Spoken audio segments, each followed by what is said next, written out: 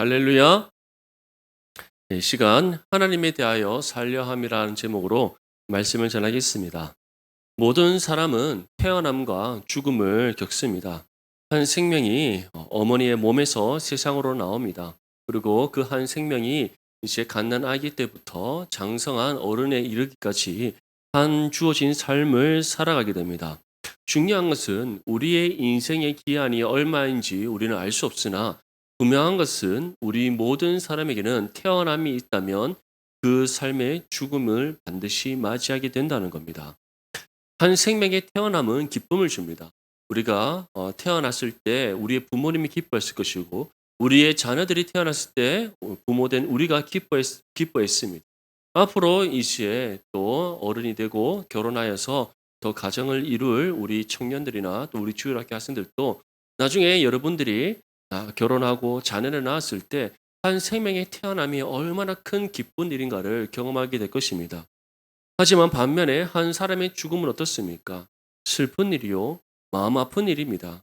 아무리 이 땅에서 한평생 잘 살다가 죽는다 할지라도 한 생명의 죽음은 또 다른 사람과의 이별을 뜻하는 것이기 때문에 그 한 사람의 생명의 죽음은 참 마음 아픈 일이요, 슬픈 일입니다.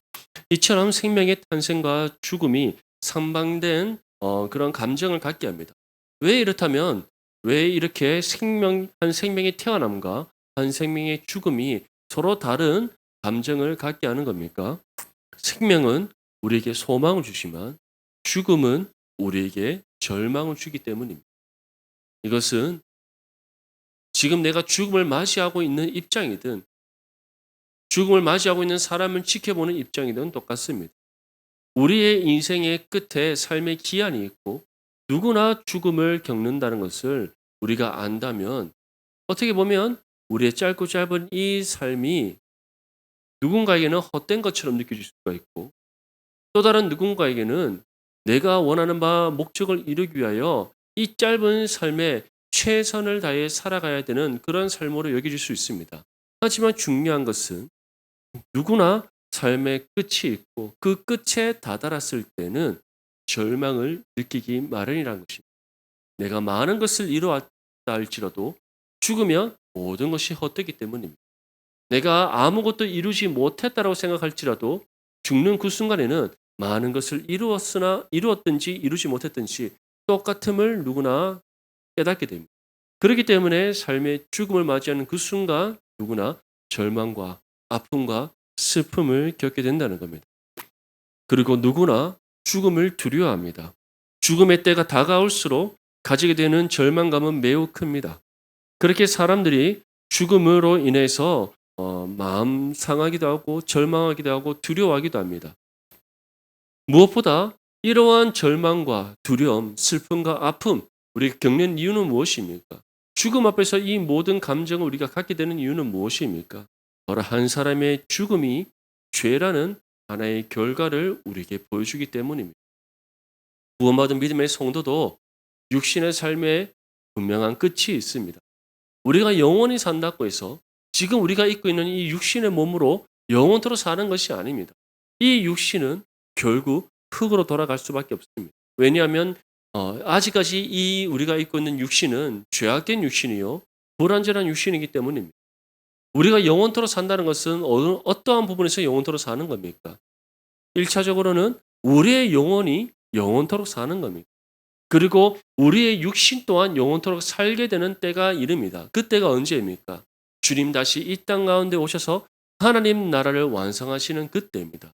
그날이 이르기 전까지 구원받은 믿음의 성도는 이 땅에서의 삶을 마친 후에 우리의 영혼이 하나님의 나라에서 영원한 삶을 살게 되고 썩고 부패할 우리의 육신은 흙으로 돌아가게 됩니다. 그렇기에 우리는 한 가지 사실을 깨닫게 됩니다. 어느 누구도 죽음이라는 결과를 피할 수가 없더라. 그리고 이 죽음이라는 결과는 우리의 죄로 인해 주어진 결과라는 사실입니다. 로마서 5장 12절 말씀에 그러므로 한 사람으로 말미암아 죄가 세상에 들어오고 죄로 말미암아 사망이 들어왔나니 이와 같이 모든 사람이 죄를 지었으므로 사망이 모든 사람에게 이르렀다. 분명히 기억하십시오. 죄는 사망이라는 결과를 우리에게 가져왔습니다.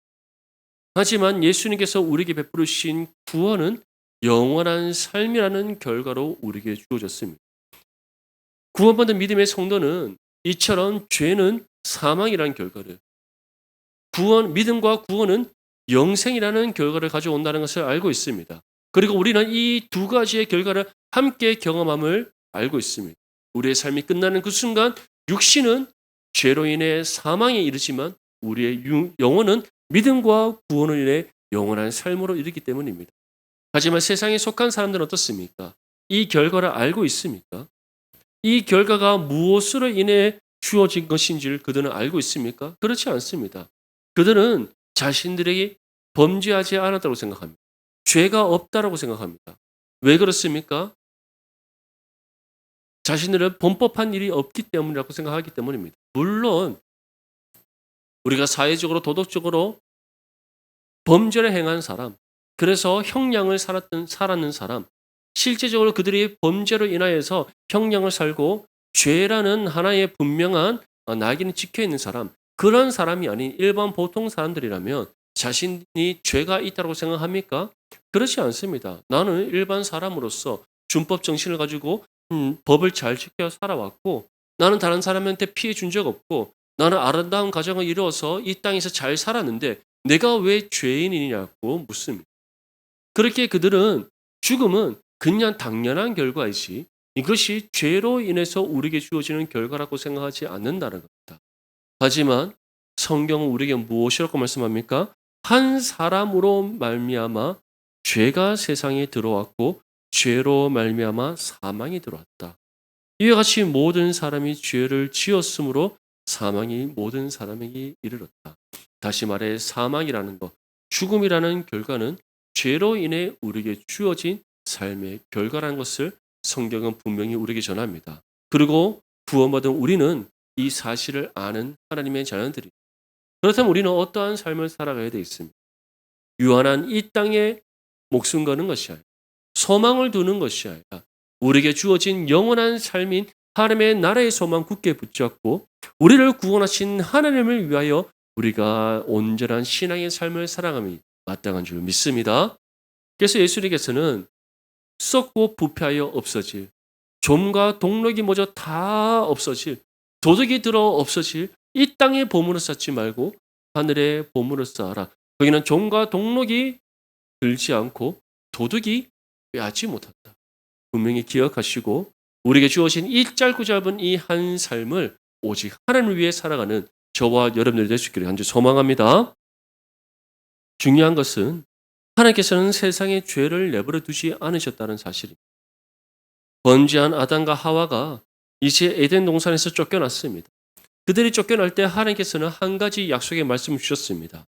창세기 3장 15절 말씀에 내가 너로 여자와 원수가 되게 하고 내 후손도 여자의 후손과 원수가 되게 하리니 여자의 후손은 내 머리를 상하게 할 것이요 너는 그의 발꿈치를 상하게 할 것이라 하시고, 이것을 가리켜 우리는 원시 복음이라고 합니다.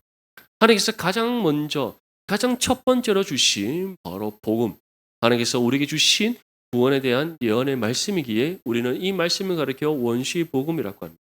이 예언의 말씀은 무엇을 우리에게 보여주고 있습니까? 바로 예수님의 십자가의 죽음과 부활, 그것으로 인해서 하나님께서 이루실 일들이 무엇인가를 우리에게 보여주고 있습니다. 먼저 뱀은 어떻게 한다고 우리에게 전하고 있습니까? 여자의 후손의 발꿈치를 상하게 한다고 우리에게 전합니다. 여자의 후손의 발꿈치를 상하게 하는, 이것이 무엇을 의미하는가? 바로 예수님의 십자가 죽음을 의미합니다. 예수님 십자가 죽음. 세상의 모든 죄를 짊어지시고 자신을 하나님의 거룩한 화목제물로 드려주심으로써 희생 제사를 이루신 예수님의 십자가 죽음. 그것이 바로 뱀이 여자의 후손의 발 뒤꿈치를 무는 겁니다. 발 뒤꿈치를 뱀이 물었다고 해서 사람이 죽습니까? 물론 독사에 물리면 생명이 위급할 수 있겠지만 아주 작은 짐승이 발 뒤꿈치 문다고 해서 그렇게 크게 상하지 않습니다. 살짝 긁힐 뿐입니다. 이와 마찬가지로 예수님의 십자가의 죽음은 실제로 예수님의 생명을 빼앗는 것이 아니라는 겁니다. 예수님께서 세상의 모든 죄를 짊어지시고 십자가의 형벌을 통해 죽음을 감당하셨는데 이것이 뱀은 스스로 이겼다라고 승리를 이루었다라고 생각했지만 실제적으로는 바로 여인의 후손의 발 뒤꿈치를 문 것밖에 되지 않았다는 겁니다. 왜냐하면 예수님께서는 십자가의 죽음으로 끝나지 않고 어떻게 하셨습니까? 약속대로 3일 만에 부활하셨기 때문이죠. 믿습니다. 그래서 예수님의 부활이 무엇을 의미합니까? 바로 여인의 후손이 뱀의 머리를 상하게 한 거예요. 뱀의 머리를 상하게 한다는 것은 발로 뱀의 머리를 찍어 눌려서 완전히 죽여버리게 했다는 것을 뜻하는 겁니다. 결국 누가 이긴 겁니까? 뱀이 이긴 것이 아니라 여인의 후손으로 이 땅 가운데 오신 우리 주 예수 그리스도께서 승리를 이루셨음을 뜻하는 겁니다. 믿습니까? 왜 하나님께서는 왜 지금 에덴 동산에서 쫓겨날 아담과 하와에게 이 말씀을 주셨습니까? 너희는 실수하고 범죄하여서 에덴 동산에서 쫓겨나고 전적으로 타락하고 부패한 인간이 되었을지 모르나 완전하신 하나님께서는 이 세상을 사랑하사 독생자를 이 땅 가운데 보내셔서 우리를 구원하실 것이다라는 바로 하나님의 마음을 우리에게 나타내 보이셨던 겁니다. 이 말씀대로 말씀이 육신이 되어 이 땅 가운데 오신 줄 믿습니다. 하나님께서 세상을 이처럼 사랑하사 독생자 예수 그리스도를 보내셨고 우리 주 예수 그리스도께서 하나님 뜻에 순종하여 말씀이 육신 되어 이 땅 가운데 오셔서 세상의 모든 죄를 짊어지시고 십자가의 죽음을 감당하심으로 우리 죄 문제를 해결하신 줄 믿습니다. 그리고 약속대로 3일 만에 부활하심으로써 구원을 이루셔서 이제 누구든지 예수님을 믿음으로 구원받는 하나님의 은혜가 우리 가운데 주어진 줄 믿습니다. 이처럼 하나님께서는 우리를 죄 가운데 머물러 두게 하시지 않고 우리를 구원하시기 위해 이 예언의 말씀을 주셨고 이 말씀대로 구원을 이루셔서 우리를 하나님 자녀되게 하신 줄 믿습니다. 그래서 예수님께서 이루신 이 구속의 성취를 통해 이제 구원의 문이 열렸습니다. 이 문을 통과하기 위해서는 한 가지가 필요합니다. 그 한 가지가 바로 예수님을 믿는 겁니다. 그런데 이 예수님을 믿음이 우리 스스로 가능한 일입니까? 만약에 우리가 스스로 예수님을 믿을 수 있었다면 말씀이 필요 없었을 겁니다. 우리가 스스로 예수를 믿어 구원받을 수 있었다면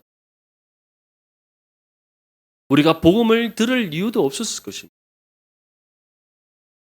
전도할 이유도 없습니다. 누구나 스스로 구원받을 수 있다면, 누구나 스스로 믿음을 얻어 구원받을 수 있다면 말씀도 필요 없고 우리가 복음을 전할 이유도 없고 또는 복음을 들을 이유도 없는 겁니다. 하지만 누구도 스스로 믿음을 가질 수 없고 누구도 스스로 구원에 이를 수 없습니다. 왜냐하면 우리는 전적으로 타락하고 부패하였고 우리가 가진 죄로 인해 하나님과 우리의 관계가 단절되어서 하나님을 찾고자 하나 찾을 수 없고 하나님을 찾고자 하는 마음도 없고 하나님을 알려고 하는 그런 마음조차 우리는 가질 수 없는 죄인이기 때문입니다. 그렇게 하나님께서는 복음을 들음으로 믿음으로도 구원받는 바로 이 구원의 원리를 우리에게 제시하셨고 먼저 구원받은 우리에게 땅끝까지 이르러 예수 그리스도의 복음을 증거하여 하나님 예배하신 영혼들이 말씀을 들음으로 믿음으로도 구원받게 하는 그런 은혜를 우리로 하여금 베풀어 주도록 하고 있는 겁니다. 사랑하는 성도 여러분, 이처럼 어느 누구도 스스로 믿을 수 없고 스스로 구원에 이를 수 없습니다. 이것은 우리 또한 마찬가지입니다. 우리 또한 복음을 들음으로 믿음을 얻은 줄 믿습니다. 아멘. 우리 또한 스스로 믿고자 믿은 것이 아니라 하나님께서 정하신 때에 우리를 찾아오셔서 복음을 듣는 가운데 믿음을 주셔서 예수 그리스도를 믿어 구원받게 하신 줄 믿습니다. 그렇기에 구원은 하나님께서 우리에게 베푸르신 은혜의 선물인 겁니다. 이 사실을 믿는다면 정말 우리를 구원하신 하나님께 날마다 감사와 영광과 찬송을 올려드리는 저와 여러분들의 삶이 될 수 있기를 간절히 소망합니다. 이에 대해서 오늘 본문 말씀은 다음과 같이 전합니다. 15절에서 16절 말씀 우리 함께 읽겠습니다. 시작. 우리는 본래 유대인이요 이방 죄인이 아니로되 사람이 의롭게 되는 것은 율법의 행위로 말미암음이 아니요 오직 예수 그리스도를 믿음으로 말미암는 줄 알므로 우리도 그리스도 예수를 믿나니 이는 우리가 율법의 행위로서가 아니고 그리스도를 믿음으로써 의롭다함을 얻으려 함이라.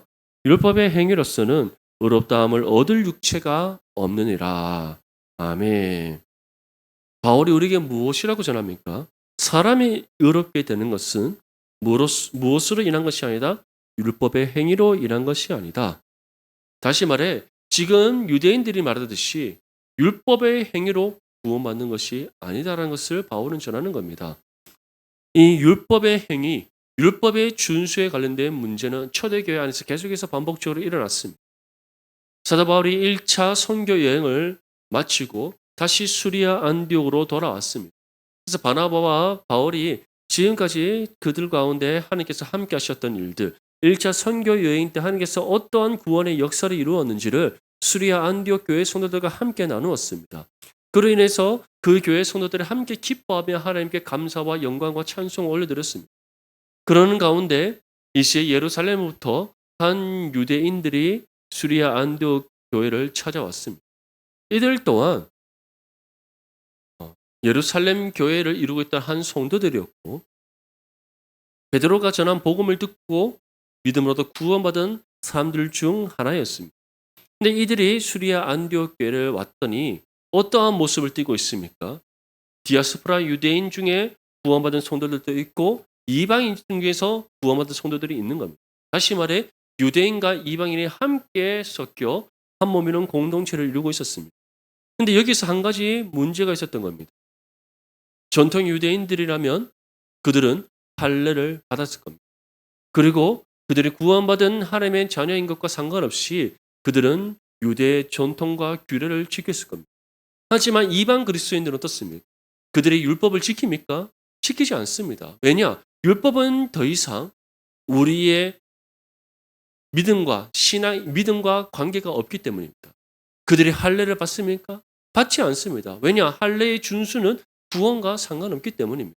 오직 그들은 말씀의 가르침을 따라서 신앙생활을 할 뿐이지 유대의 전통과 관습에 얽매여서 신앙생활을 하지 않았던 겁니다. 그런데 이것이 예루살렘에서 왔는 유대 그리스도인의 눈에 보기에는 문제가 되었던 겁니다. 그래서 바울과 바나바와 이 문제로 인해서 다투게 됩니다. 왜냐? 예루살렘에서 온 유대 그리스도인들은 이들이 할례를 받지 않고 유대의 전통과 관습을 따르지 않기 때문에 구원받았다라고 할 수 없다라고 주장했던 겁니다. 하지만 바울과 바나바는 어떻습니까? 아니다. 유대의 전통과 관습, 그것은 율법도 아니요. 너희들이 만들어낸 그런 유대인의 오랜 전통 가운데 만들어진 하나의 관습과 문화일 뿐이지 이것은 율법도 아니요. 하나님께서 우리에게 주신 지침도 아니다. 그리고 할례의 준수는 더 이상 구원과 상관없다. 구원은 오직 무엇으로 받는다? 믿음으로 받는다. 이 문제로 심히 다투게 됩니다. 그래서 수리아 안디옥 교회 사람들이 이 문제로 여기서 다투지 말고 예루살렘 교회에 있는 사도들에게 가서 이 문제에 대한 답을 얻어와라. 그래서 이 사람들을 보내게 됩니다. 보냈더니 예루살렘 교회 안에서도 어떠한 일이 납니까? 두 분파로 나뉘는 겁니다. 전통 유대인들 중에서 특별히 바리새인이었던 사람 또는 서기관이나 사두개인들 같은 종교 지도자들이었다가 복음을 듣고 회심한 사람들, 이들은 당연히 할례를 준수해야 되고 유대의 전통과 관습을 따라야 된다고 말합니다. 그런데 베드로가 어떻게 말합니까? 아니다. 내가 고넬료라는 그 로마 백부장 집에 가서 복음을 전했더니 할례를 받지도 않았고 그들은 유대의 전통과 관습을 따르지도 않고 그것이 무엇인지조차 알지 못하는데 단지 복음을 듣는 가운데 성령께서 역사하셔서 그와 온 집안의 식구들이 다 구원받더라. 그렇기 때문에 오직 무엇으로 구원받는다? 예수 그리스도를 향한 믿음으로 구원받는다. 아멘. 그래서 바울이 이 갈라디아 교회 안에서 일어나고 있는 이 문제에 대해서도 동일하게 말하고 있는 겁니다. 율법의 행위로 구원받는 것이 아니다. 오직 무엇으로 구원받는다? 예수 그리스도를 믿는 믿음으로 말미암는 줄 아노라. 우리도 그리스도 예수를 믿나니 이는 우리가 율법의 행위로서가 아니고 그리스도를 믿음으로써 의롭다함을 얻으려 합니다. 이처럼 율법의 행위로서는 구원받는 받을 수 없습니다. 어느 누구도 율법의 행위로 구원받을 수 없습니다. 만약에 율법의 행위로 구원받을 수 있었다면 우리 주 예수 그리스도께서 이 땅 가운데 오실 이유가 없었습니다. 히브리서 11장에는 어떻게 우리에게 전하고 있습니까? 노아도 믿음으로 구원받았고 아브라함도 믿음으로 구원받았고 이삭도 야곱도 우리의 모든 믿음의 선진들이 다 믿음으로 구원받았다. 그래서 하나님께서 아브라함에게 주셨던 약속의 말씀, 너로 큰 민족을 이루게 하겠다. 믿음의 조상이 되게 하겠다. 그것이 무엇을 의미하는 겁니까?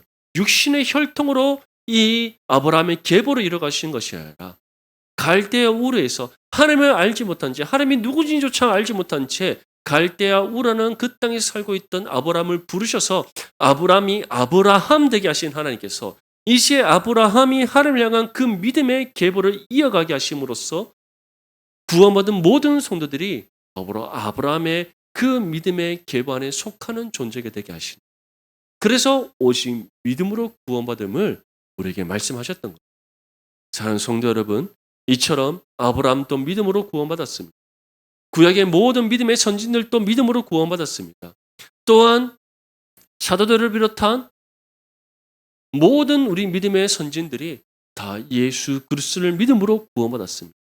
그렇기 때문에 율법의 행위로서 구원받는 것이 아니라 오직 한 가지 한 믿음으로 구원받기에 우리는 어느 누구도 자랑하지 못하고 오직 하나님께 감사함으로 영광 올려드림이 마땅한 줄 믿습니다. 그래서 무엇이라고 전하고 있습니까? 율법의 행위로서는 의롭다함을 얻을 육체가 없는 일. 율법의 행위로서는 의롭다함을 얻을 육체가 없다. 그렇기 때문에 우리가 이 땅에서 무엇을 이루며 살아왔든지, 우리가 이 땅 안에서 무엇을 얻었든지, 무엇을 우리가 가졌든지 상관없이 어느 누구도 자랑치 못한다는 사실을 기억할 수 있기를 바랍니다. 내가 가진 건강, 내가 가진 가족들, 내가 가진 여러 많은 사람들의 관계들, 또는 내가 가진 재물들, 물질들, 내가 가진 모든 교육에 관한 부분들, 이 모든 것들 다 누가 주신 것입니까? 하나님께 주신 은혜인 줄 믿습니다. 그리고 우리에게 주어진 구원 또한 하나님께서 우리에게 값없이 베풀어 주신 은혜의 선물입니다. 그렇기 때문에 우리에게서 난 것이 아무것도 없기 때문에 누구도 자랑치 못합니다. 오직 하나님의 은혜라는 고백만이 우리가 드려됨이 마땅한 줄 믿습니다. 로마서 1장 17절 말씀에는 복음에는 하나님의 의가 나타나서 믿음으로 믿음에 이르게 하나니 기록된 바 오직 의인은 믿음으로 말미암아 살리라 함과 같다. 이처럼 오직 믿음으로 우리는 구원받고 믿음으로 의롭다함을 얻습니다. 그렇기 때문에 누구도 우리의 구원과 믿음과 구원과 의를 자랑하실 수 없습니다. 중요한 것은 하나님께서 우리에게 주신 믿음, 우리에게 주신 구원, 우리에게 주신 그리스도의 의, 이것보다 더 귀하고 값진 것이 있습니다. 어느 것도 세상에 속한 그 어떤 것도 이것보다 더 값진 것이 없습니다. 아무리 많은 재물을 내가 가졌다 할지라도 믿음이 없다면 그 삶의 끝은 사망입니다. 내가 아무리 건강한 육신의 몸을 입고 있다 할지라도 그 건강은 영원하지 않습니다. 누구나 삶의 끝에 죽음을 맞이하게 되고 믿음이 없이 죽는다면 그 삶의 끝은 영원한 사망입니다. 내가 이 땅에서 아무리 부귀와 영화를 누리는 삶이었다 할지라도 남들 갖지 못한 명예가 있었다 할지라도 권력을 갖고 있었다 할지라도 죽으면 모든 것이 헛되고 헛되뿐입니다. 그리고 무엇보다 믿음 가운데 구원받지 못한 사람이라 그 인생의 끝은 영원한 멸망입니다. 그렇기에 내가 세상에서 가진 어떤 것도 하나님께서 우리에게 주신 믿음과 구원과 의보다 값진 것은 없습니다. 그런데 이 가장 값지고 귀한 믿음과 구원과 의가 하나님께서 베풀으신 은혜의 선물입니다. 우리가 어떻게 나의 나됨을 나타내고 내가 가진 지극히 작은 것을 자랑할 수 있겠습니까?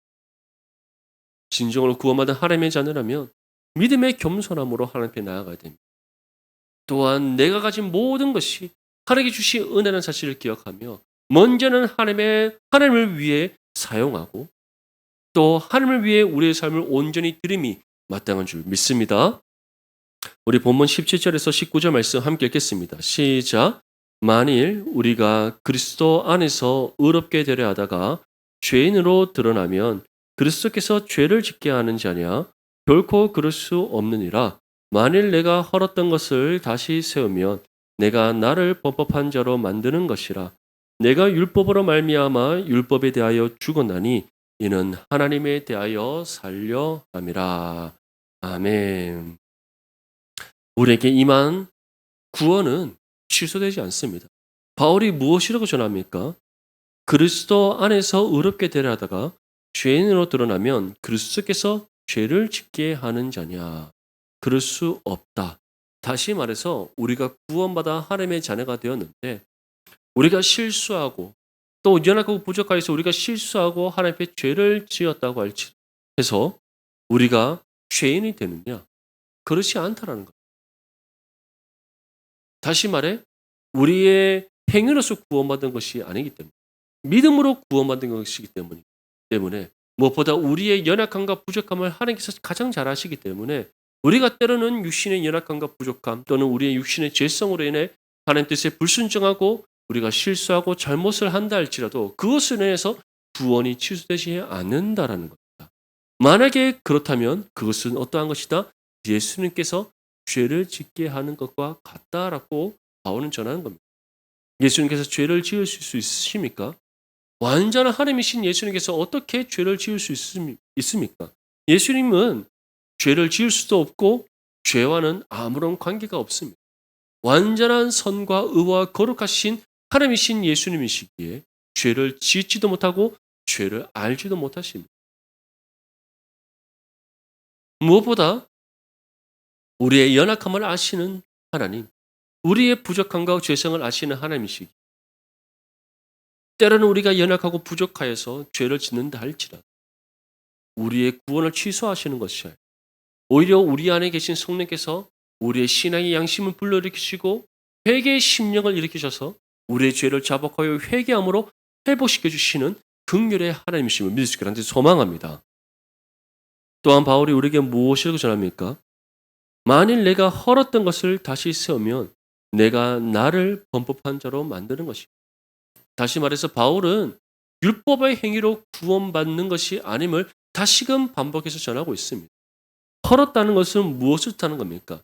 예수 그리스도께서 이전의 모든 율법의 전통과 관습과 규례를 다 허무셨음을 뜻하는 겁니다.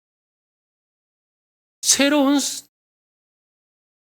성전을 세우셨음을 뜻합니다. 그것이 무엇을 의미합니까? 바로 이제는 더 이상 율법의 행위로 구원받는 것이 아니라 예수님을 믿음으로 구원받는 새로운 은혜 언약이 체계되었음을 뜻하는 겁니다.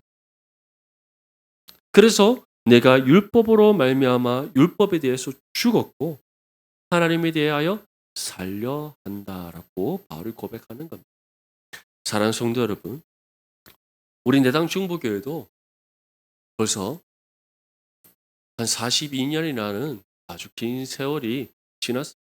1983년에 우리 교회가 세워졌고 벌써 2025년입니다. 이 42년이라는 이 긴 세월 동안에 우리는 우리 나름대로의 전통이 없겠습니다. 우리 나름대로 만든 우리의 전통과 관습이 없겠습니다. 하지만 이 전통과 관습을 앞세우기 시작하면 무엇이 뒤로 밀려나게 됩니다. 바로 하나님의 은혜가 뒤로 밀려나게 되는 겁니다. 하나님의 말씀의 진리가 뒤로 밀려나게 되는 겁니다. 하나님의 말씀으로 교회를 바르게 세워나가고자 하는 것이 아니라 하나님의 말씀 가운데 우리가 하나됨을 이루고자 하는 것이 아니라 말씀 가운데 역사하시는 성령의 은혜를 사모하고 그 은혜 가운데 거룩한 그리스도의 몸된 교회를 세우고자 하는 것이 아니라 나의 나됨을 자랑하기 시작하고 고린도 교회가 우리에게 나타내 보이듯이 서로 앞서기 위하여 분파를 만들어 분쟁을 일으킬 뿐이라는 것을 기억할 수 있기를 바랍니다. 우리 내당 중부교회는 정말 믿음으로 구원받은 하나님의 자녀들이 모인 거룩한 성전으로서 말씀 가운데 든든히 세워져 가는 믿음의 교회가 될 수 있기를 소망합니다. 오직 하나님에 대하여 살기 위하여 더욱더 힘쓰는 믿음의 교회가 될 수 있기를 소망합니다. 그리스도의 사랑으로 서로 사랑하고 먼저 섬김을 받고자 하는 것이 아니라 먼저 섬기고 서로 긍휼히 여기며 평안을 매는 줄로 성령이 하나 되게 하신 것을 힘써 지키는 믿음의 교회가 될 수 있기를 소망합니다. 그러한 교회를 우리가 세워져 나갈 때에 우리 교회를 통해 놀라운 하나님의 은혜의 역사가 이 땅 가운데 이루어질 줄 믿습니다. 이러한 믿음의 교회를 함께 세워나기 위하여 정말 믿음 가운데 하나됨을 이루고 말씀의 진리로 든든히 세워져가는 거룩한 믿음의 교회가 될 수 있기를 주님의 이름으로 축복합니다.